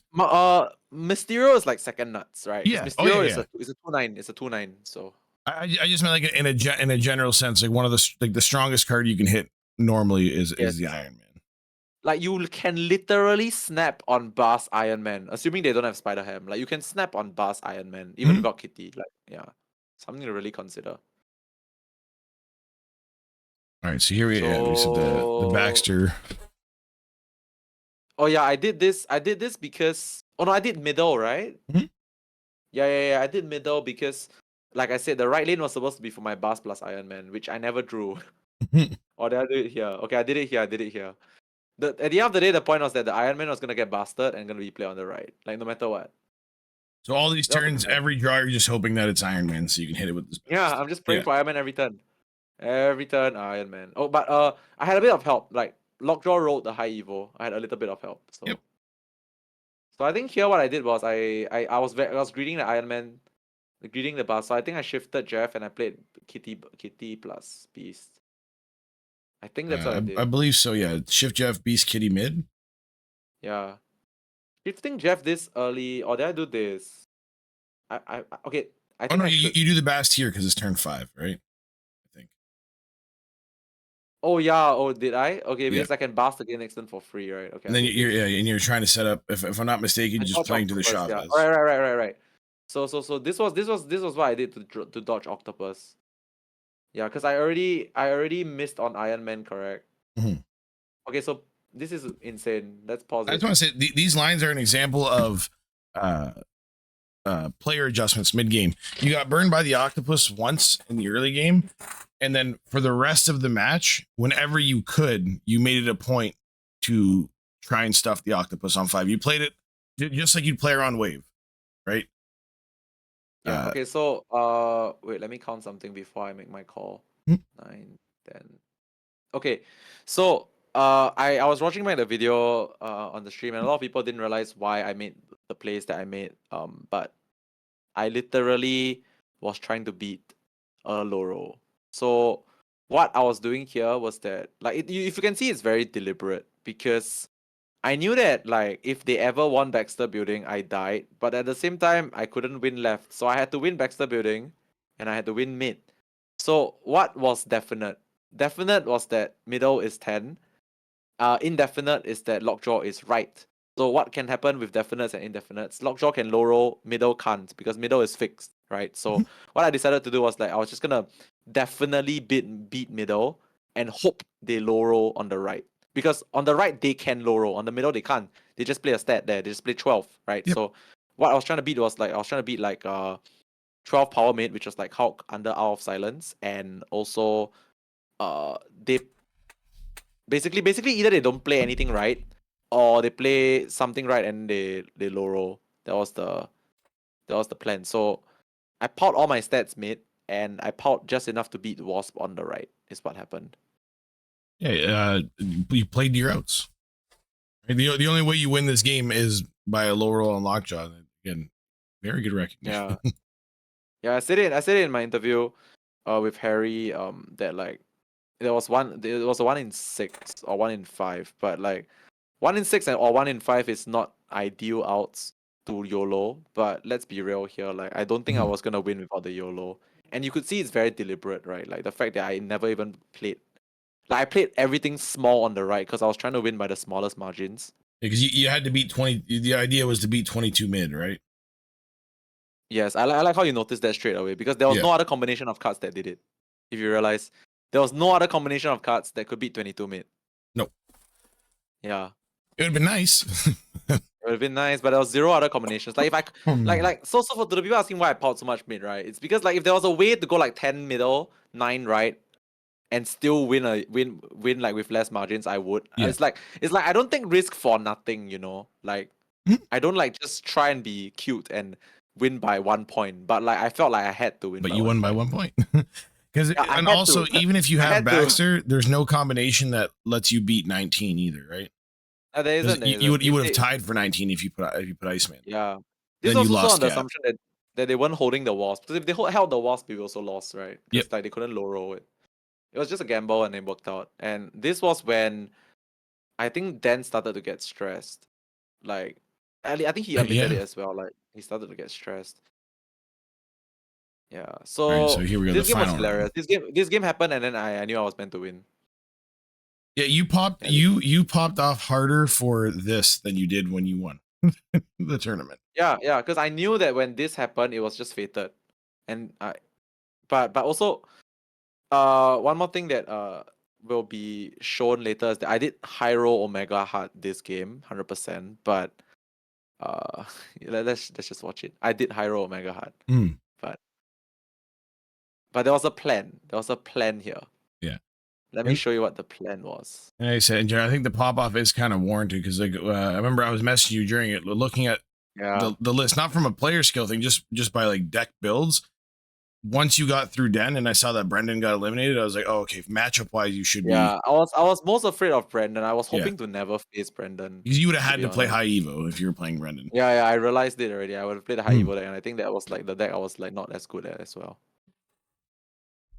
So, okay, so for some context, right, what happened here is that like they played their Dr. Octopus middle, eventually, and well, it pulled my Dr. Octopus to pull their Odin, and the Odin bounced everything back to make me win the lane. That was the high roll because it was a 1 in 6. But believe it or not, once again, I know you guys will think I'm crazy, but believe it or not, there was a plan for that as well. Not to hit Odin, but there was a plan for that turn, which I will explain when it happens. It's crazy. Or is this the turn? This turn 5, right? Okay, so this was the plan. It's so insane. What I was trying to do, right? And if you see, I think you need to close my camera to like show your reaction. So later, when the turn is done, I was doing the praying hands again because it was a strict 50-50. I was literally YOLOing like crazy this entire match. So what I wanted to happen was that I left 2 cards in my hand. I left Octopus and Iron Man in my hand. What I wanted to do, chat, guys, like you might not believe it, but I wanted to lose the middle lane. Okay, like what was gonna happen was that I wanted. Okay, pause here. Okay. Go back a bit. Go back. So what I was doing here, okay, what I was doing here was is this good here? Faster. As in like, okay, after you play all the cards, right? Okay. After you play all the cards, then you pause. Because I want to show them the literal line. Okay, so this was crazy. Whether you believe it or not, I don't really care, but it's the truth. So if I was playing around Dr. Octopus in multiple ways. Firstly, I knew I was never going right. It could go left. That's why we full clock left, right? To me, it's like if you're gonna Octopus left, you are losing left because you get nothing from the Octopus and you just wasted like turn 5, right? So the only place Octopus can go that actually matters is middle because I'm already clogging the left. So with a 50-50 chance, if he Dr. Octopus's middle, I wanted it to pull my Octopus. Why? Because if it pulled my Octopus, it would trigger and pull a card to clog the middle lane. And the left has like, how many stats? The left has like 12, a lot of stats, 14, correct? 16.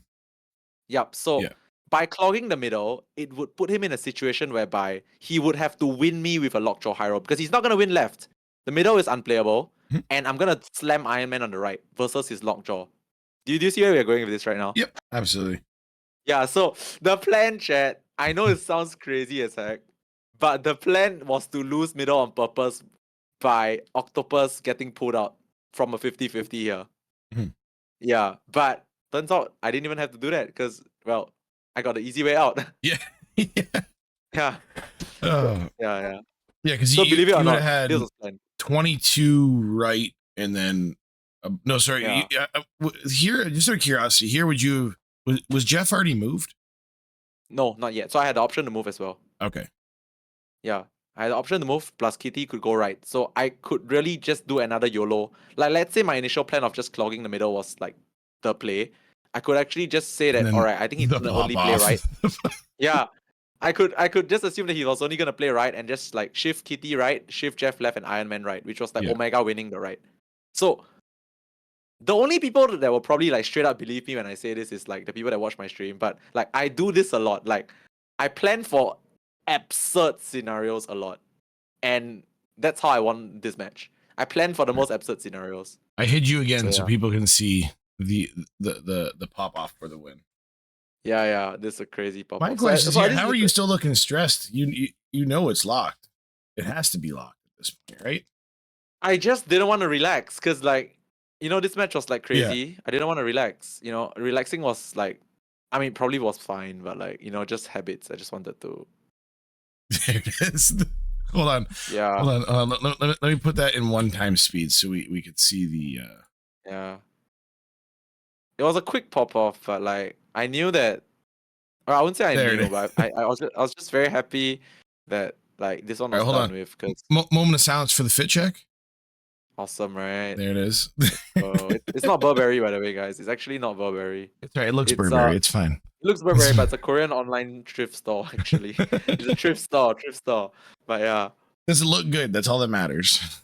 Yeah, I know. But yeah, so to conclude this game, I would like to say that whether you believe it or not, because I keep saying whether you believe it or not, because like it's gonna sound very unbelievable. I think at this point, everyone like people will believe it. Like you've proved. You'll be surprised. You've done enough.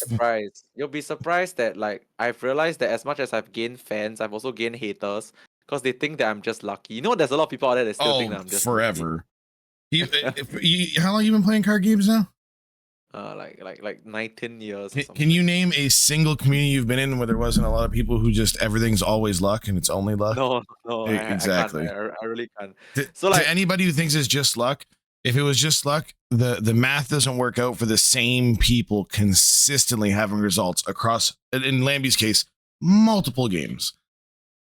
So like I know I'm doing a lot more justification than I normally do, because normally I don't justify that much. I'm just like really confident about everything. But like I feel like I want, okay, believe it or not, right? I want more people to get on my side. Like I don't really care if people keep saying that I'm lucky or not, but like, I wish that you believe and see that this is created luck. Like luck can be created. It sounds weird, but luck really can be created. So it's two things. I don't deny that I got lucky this game, but I created the possibility for that luck to happen. Yeah. That's what I want to say. And I completely understand the need to try and like justify it. I had the first Creator Clash. I had a similar scenario where there's a legendary Shang-Chi where the entire community popped off on me saying, calling me some names because they thought there was no way in hell you could ever make that call. Yeah. I think my point is that I'm doing this as a plea because I do want to win some of you over that think that I just get lucky, you know. Like it's very I'm being very frank here. I do want to win some of you over. I mean, those of you that Absolutely. are already like a believer, thank you. But I actually do intend to want to win some of you guys over because you know it's better if you guys if people believe me, right? Yep. So Now, I put it yeah. like this: if you can't just like so, here's how I differentiate between getting lucky and creating luck. If I ask a player to walk me through the thought process behind the decision, if it's sound logic, then I'm like, okay, that's playing to your outs, and that's like playing to put yourself in a lucky position. Whereas sometimes you'll ask somebody why, and they'll just be like, I don't know, I just played it. And at that point, I'm like, yeah, well, even though it ended up being right, like you did just get lucky because like there was no thought, there was no logic or math behind it, right? Yeah. But I feel any situation that I've asked you a question about, I've had to pause because you always have like a 5 to 10 minute monologue of exactly why you made this specific play, which sounds like a joke and is funny, but realistically, if you want to be playing cards at a high level, every play you should be able to go on and have quite a detailed explanation as to why this happened.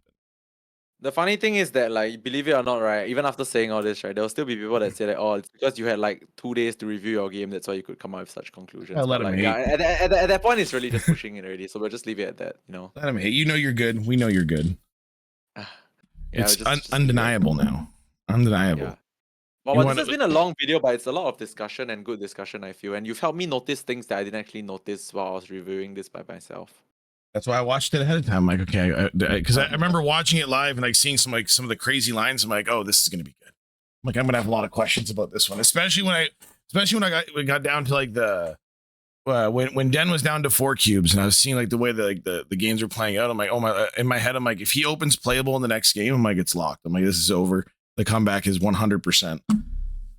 And I got excited because I knew I'm like, oh, I can pick his brain real good on this one. Oh, do you know one more thing that I got lucky about that I actually didn't notice until after watching like this VOD, right? Like with you, and then I realized that like this was really just meant to be, is that despite one thing that we overlook is that like, yes, I did make some sick calls in the last 4 games, but we also realized that the last 4 games I didn't get unplayable locations. I could like put my cards in every lane. Yep. And with bounce, I feel like not being able to play into the lane is worse than like anything else. So like in the last like 3 or 4 games, I had like locations where I could play my cards anywhere, right? No Crimson Cosmos, no Sanctum Sanctorium, no stuff like that. So like, I feel like it was just meant to be, right? Like despite the sick calls. So I feel like despite the sick calls, despite the reads or whatever, I also think that like the locations were just meant for me to try and make these sick calls, because there was no location that I couldn't like actually play in per se. Yep. You were taking advantage of the opportunities presented to you. Yeah, but I think in the tournament I was like so laser focused that I didn't even realize that like the locations were all in my favor, or like at least not in my favor. I was just doing it. So after you won this game, in your mind, was the tournament locked for you, or are you still nervous? Was there any nerves?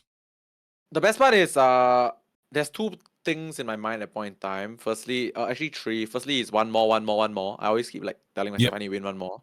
Secondly is I kept trying to tell myself that like not to be conceited, because like I've been the, like, I don't think just me, I think a lot of people have like experienced like this, like get confident and then throw a lead situation. I've actually done that many times throughout my career in like Hearthstone, Yu-Gi-Oh. Well, Yu-Gi-Oh not so much, but Hearthstone a lot. Like confident and throw a lead. So like it's like trauma that's ingrained into my brain, so I didn't want to relax yet. But I did factually believe at the bottom of my heart that it was a lot easier to beat like D-Money's lineup than Den's lineup, because the Patriot deck from D-Money was something I did not fear, and I have no basis on this, but I feel like I was just really good in the bounce mirror. Yeah. Yeah, so absolutely. Like I mean, no basis on the fact that I was better than him, but like, I just felt that I was really good in the bounce mirror. So call it blind confidence, call it trying to like psych myself up, but like I knew, at least for myself, that once Den was like defeated, the D-Money final would probably feel a lot easier. Yeah, and you got to be confident to win tournaments. If you're gonna win, you have to be confident, right? Yeah. And also, it's fun. I just want to point out where you go on. I was just while you were saying that, I scrolled back in our messages to see what you responded. So like after that that match happened, I responded to you, I said, no words, only goat. And your last thing you said is like, all right, I have to go watch semis now. I still got work to do. Yeah. So I think as you can see, yeah, I did say that, right? I said I think you're right. I said what did I say? I said yeah, time to continue watching like the next match. So Yep. something like that. So I knew that work had to be done. Yeah, that was actually, now that I think about it, I'm quite proud of myself for saying that, because like that shows growth, right? It shows that like because I don't think that 10 years ago when I was playing cards I was able to like be this concise with my mentor, like know that it's not done yet. I feel like the experiences that I've had, time I spent playing cards and like sports and stuff like that, made me very strong mentally. So yeah, this is a good thing that you pointed out, like the fact that our private conversation was that, okay, I need to go watch the next match. Yep. Yeah, it You feels good to know. you took literally half a second just to point out. You said I was playing to my outs, Uh-huh. and then yeah, and then right after that, you're like, okay, I still have work to do though. There was no celebrate, no say I got this. No, it was like, yep, played well. All right, still more work to do, which is like that. Yeah, like you were saying, that's a big sign of like competitive growth and like staying on mentally. It shows growth, and I think like maybe it doesn't come through as much through like this podcast, but I feel like being mentally clear and like being able to focus is more than half the battle won, Mhm. assuming you're a competent card game player. Because like even the best players, I want to say even the best fall down sometimes, but yeah, that's yeah, I keep using the lyrics very often, but like but yeah, no, but like honestly, I feel like the biggest thing when it comes to like the mental game of like card games, assuming you are a competent player, is that you need to be laser focused at all times. Like I know it's gonna sound very like try hard, but you really cannot relax. Like you It's cannot. supposed to sound try. We're talking about winning tournaments here, right? Like Yeah, it's got to be try hard. you can't actually you can't actually rest on your laurels. You can't suddenly just say like, because it's very second nature. Like let's say you go 4-0 up in Swiss, then you're like, oh yes, I'm locked. I don't have to do anything. Blah blah blah. Like then you relax and play your so-called free game like half-assed. But Yeah. like this half-assed playing your free game will translate into sometimes maybe a half-assed attitude in top card as well. It's a lot of things, but like it's gonna sound so sad, but like, I feel like you have to always be on your toes, but when it comes to competition. Yeah, because even because also like this was a 2-day event. You had 12 hours of travel there. You had to adjust to the time difference, right? Yeah. Then you did prep work before. Then you had to play 5 rounds of Swiss, right? In a hot environment. And then another nod to the mental is you acknowledge that instead of on the Saturday night, instead of staying up very late, you knew you got your sleep, your rest to keep the mind sharp. And then you're going in the next day to play 4 rounds. What was it? Top 8 set 3 rounds. Yeah, 4 rounds. No, 3 rounds. A quarter semi. Yeah, 3 rounds of high stakes games where you literally do not cash out unless you come third. Exactly. Right. And if you want to cash out and not be negative considering the flight you took, you have to come first. Yeah, no, yeah, definitely. I mean, that's a lot. Like when we're talking about the mental, it's not just playing the game, it's all the other stuff on top of it and then keeping yourself in check while doing it. Yeah, I mean, I feel like this is severely overlooked. Like it's not just because I feel like I have a wealth of experience or whatever. That's why I felt like sleep was the only thing I needed to do. But like in general, if you're playing a card game, a brain game, like you might not notice it, but like your competency in a game and your like optimization severely goes through the roof, goes out the door if you don't sleep enough. Like you would think that, all right, like I can like do minimal sleep and like I have the player edge, I beat all these people, blah blah blah. No, it doesn't work that way. I mean, it does sometimes, but like in the grand scheme of things, right? Like your optimized plays and your experience can only come true if you actually can have a clear thinking head, which is sleep. Like it's overlooked as heck. Like and food. Food, yeah, but food is before. I don't eat during the event because I don't like food, comma.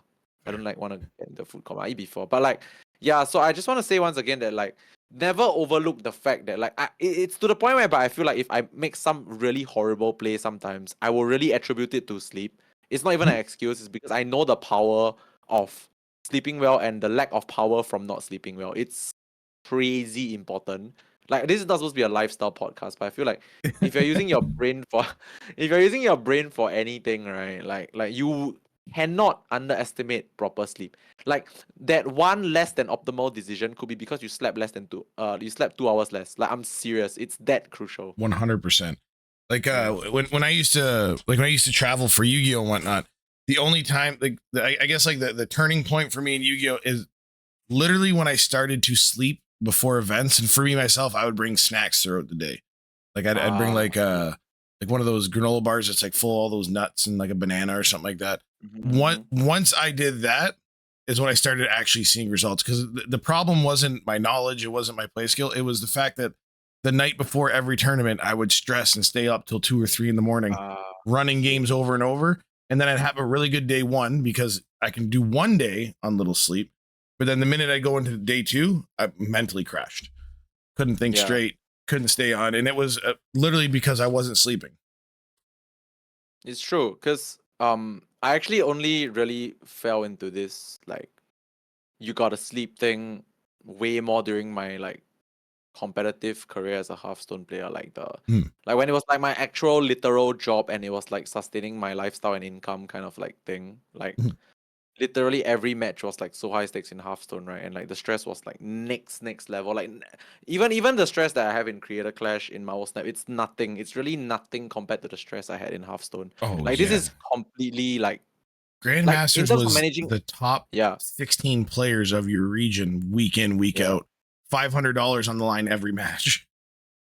Basically, like the TLDR, like your monthly income could like triple or quadruple or be less than quadruple of what it could be if you just don't win. So like it was super stressful, and the sums were quite big. So like forgive me once again if I say that like Marvel Snap is actually a lot easier for me. Like I always say this, like no matter what the stakes have been in Marvel Snap so far, it's not difficult. Like it's really like I don't just put easy on my tweets for fun. It's really easy. I'm not kidding. Like I don't think that's an insult at all. And I don't think it's an insult to players. A lot of people who play Marvel Snap, this is their first card game, which is great. Exactly. But a game like when we're talking about like comparing Marvel Snap to a game like a Hearthstone, a Flesh and Blood, it's leaps and bounds difference in terms of calculation and true. turn ordering and playing a future sight, playing for the future and calculating ranges on your opponent. And then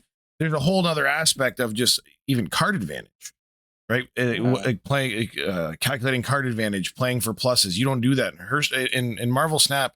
You don't win games off of hand size. You don't win games off of little plus ones or what they call like the plus half, where you get like a favorable trade but still lose the minion after things. That you don't get that in Marvel Snap. And agreed. So I don't think it's insulting when you say it's easy. It quite literally is an easier game than what you've played before. And that's not to discredit anyone doing well in it. It's still it still requires a high level of skill to succeed and do extremely well in this game. It's just happens to not be as hard as the other ones. Yeah, I feel like the reason why a lot of players that played other card games come to this game and can translate so well is because they've had experiences playing these other card games, and when they translate over, they're like, hey, this game is a lot easier to do well in. But at the same time, I feel like Marvel Snap is a genius game because it bridges the gap between like casuals and the tryhards. And the funny thing is that as much as I keep saying it's easy, blah blah blah, the methodology and the thought process when it comes to Marvel Snap is actually one of the highest skill cap things in many card games that I've played before. Can't make a mistake. Yeah, like this. So this is why I always like analogy that I always use is like there's only 6 turns. There's only like X amount of decisions you can make, right? There's like I think like easily 3 times less decisions you can make versus any other card game. But it's because it's 3 times less decisions. Each one has to be omega optimal, because with less decisions impacting an outcome, each one impacts the outcome more.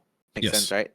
So basically, you do less things, but each thing you do in Marvel Snap is actually more important than the things, the micro transactions that you have in other games. So basically, each microtransaction you have in Marvel Snap is more impactful than a microtransaction you have in another card game. So TLDR, it's easier and more difficult at the same time. Yeah, to kind of sum that up, it's more like if you take a theoretical -1 in Marvel Snap versus a -1 in Hearthstone, you don't have time. You don't have time to regain that advantage. You just lose. Yeah, You just exactly. flat out lose. You cannot. You really can't play back from critical errors. Yeah. So Whereas if like I can play second dinner, Hearthstone and like miss a lethal by accident, but like if I play tight for the rest, I might be able to like claw my way back in and still finish off. Where in Marvel Snap, if I miss that point, that's it. Game's over. yeah, and this is quite funny because that's literally what I was gonna say, which you pointed out perfectly. In Hearthstone, right? Even the pros, even we have some like oops on camera before, like, Yeah. like we were doing it on YouTube. We've had our fair share of like oops, that was obvious, we didn't see it. But like if we are so far ahead, right? Like we will still win in the end. But Mhm. for Marvel Snap, there is like no such thing. Like if you miscalculate your turn 6, right, you are dead. There's no like what ifs, right? You miscalculate turn 5, your turn 6 is gonna suck as well. So like Marvel Snap is easier to pick up, but also a lot more unforgiving. So if like any second dinner people is watching this, I just want to say that you guys created a genius game that like, to be completely frank, I have played so many card games since Hearthstone, and none of it has come up to par to Hearthstone. But this one, I feel like I have even more edge than when Yeah. this card game. I have even more edge in this game than I have in Hearthstone, and this is just a genius game. So, Yes. my 10-second plea of please do something for esports. Thank you so much. Yes. Please do something for esports. There is so many Please. players, and there's also so many insanely good players that aren't content creators that would Yeah, flourish in a supported esports scene. yeah. Like, KJB would probably be yeah, like a I lot was richer literally right saying now. like KJB, like for sure would pop off. Or Yeah. like, I look at people like I'll even use like Den as an example. Den is not a streamer. He's an article writer and then he does Yeah. coaching for stuff, right? People like him would just pop off, or like someone like a Safety Blade who doesn't really have Oh, the yeah, because yeah, of his true, lifestyle true. just doesn't have the time to always commit to like a crazy stream schedule, but is a phenomenal player. And I'm sure if there was good money on the line, would queue for a tournament. People Agreed. like that for sure. Man, I really enjoyed this article, this podcast, this particular episode, because like as much as I knew that I was gonna like talk about what I did, Mhm. the fact that you helped me break this down and like I got to learn and see more things like that I didn't even already know from doing this podcast, and I got to discuss a lot of issues about like competitive stuff Yep. and prep and like even lifestyle stuff.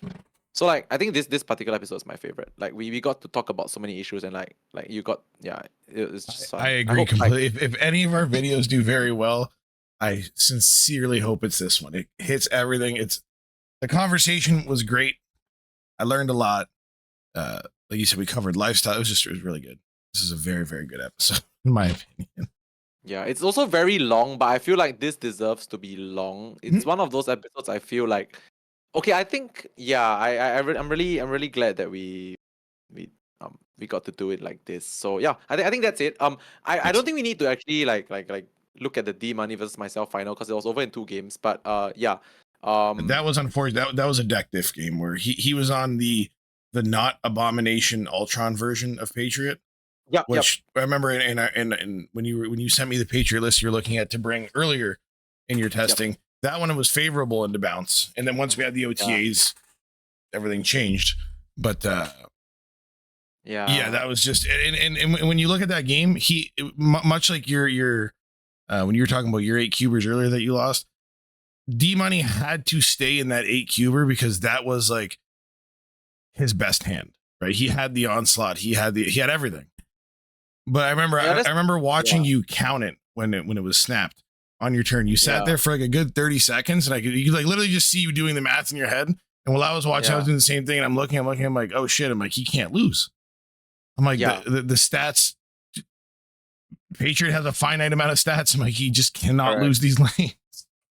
Like I literally said this during the interview right after the match when Harry interviewed me as well. I was like, that was it Harry or I'm not sure, Kawa I think, but like that 8 cuber that I won versus D Money, it was solved. Like I was praying that he stayed. Like if he didn't stay, I would still get 4 because it was a snap. But honestly, I don't want to say that he could have left or whatever. That's not my place to say at this point in time because like it was a lot of pressure and like it was like all respect to him. I feel like it was a difficult game for him to win. And anyway. he's 2-time finalist. He came second in the first Creator Clash and this one. Yeah, but like my point is that I feel like because I knew I played from both sides so much, like the Patriot and then the bounce, right? I was counting it and it was a solved game. I knew that if he stayed, right, I win the tournament very often because I couldn't lose that game. Like, because I knew what I had and I knew what he could do as well, like the max that he could do. Yep. So, yeah, that's basically it. Yeah. All right. That being said, does that feel like a good spot to wrap it up, or is there anything else you want to add, say, or whatever before we close this out? No, I think we've said a lot of like the little theoretical stuff here and there throughout the video already. Like I can't even remember exactly everything that I've said, but like it was good. It was a good video. We covered a lot of things. We probably should like timestamp the beginning and end of the Yeah, I'm gonna put that all in the in the description, because unfortunately, once we hit 500, if anybody watching, make sure you subscribe. Once we hit our 500 subscriber, we can timestamp things, and then you guys can skip ahead. But yes, so we're gonna timestamp the beginning and end of like the VOD review. I think that's the main like timestamp that we need to do. Yeah. And also shout out Kawa for keeping his VODs up for me to use to do this. Yeah. You can see the top. And for throwing such an amazing tournament. That's 2 in a row. Yeah. Put so much work into it. The first one was in New Jersey, right? New York. New York. That was the one where he let me play remotely, which was nice. Because I remember when I found out a week before that something came up and I couldn't go, I was going to forfeit my spot, and then he said no. And then I offered to forfeit all of my prizes if I won anything, and then he refused to let me forfeit anything. He's like, no. He goes, we'll figure it out for you. So shout out Kawa for that. Also, very nice. Yeah, Kawa's really chill. Like Kawa and Raven, they put a lot of effort into like making this event Creator Clash happen. And yeah, we did it. We got show the trophy off. Lift it up real quick. Show the trophy off really quick before we close it out. Yeah, can you see this? Yeah. Look at that thing. All right. Beautiful. So yeah, and if you want to see the art, I have it somewhere else, but like it's not like easily accessible right now. But if you want to see the Rian Gonzalez, like the rogue that I got, you can go to my Twitter, scroll down a little bit. There's the Rian Gonzalez rogue signed print that she gave us, and I got for winning the first place. So yeah, it's a really nice piece of art. All right, so yeah, I guess we'll end it there. That being said, you can find we're not on the scene where you can see our stuff, but you can find me on Twitter at Coco4CCG. That's with the number 4. CCG, and then on Twitch at Coco_4, and that's FOUR, and then Lamby, and then also I stream every Tuesday, Thursday, Saturday, Sunday, 9 p.m. EST till at least 11:30 p.m. EST. Lamby, where can we find you? When do you stream? All right, you can find me on Twitter at twitter.com/LambySeriesGG, and also I stream on Twitch at twitch.com/LambySeriesTV. Mondays, Wednesdays, Fridays, and a weekend, 10 a.m. EST most likely. So yeah, catch me there. All right, thank you guys for watching, and don't forget to like, comment, and subscribe on this video. And if you have any questions that you'd like answered, leave them right down there in the comments. All of our socials can be found in the description. And thank you guys very much, and we'll see you for the next episode. All right, bye everybody. Everyone.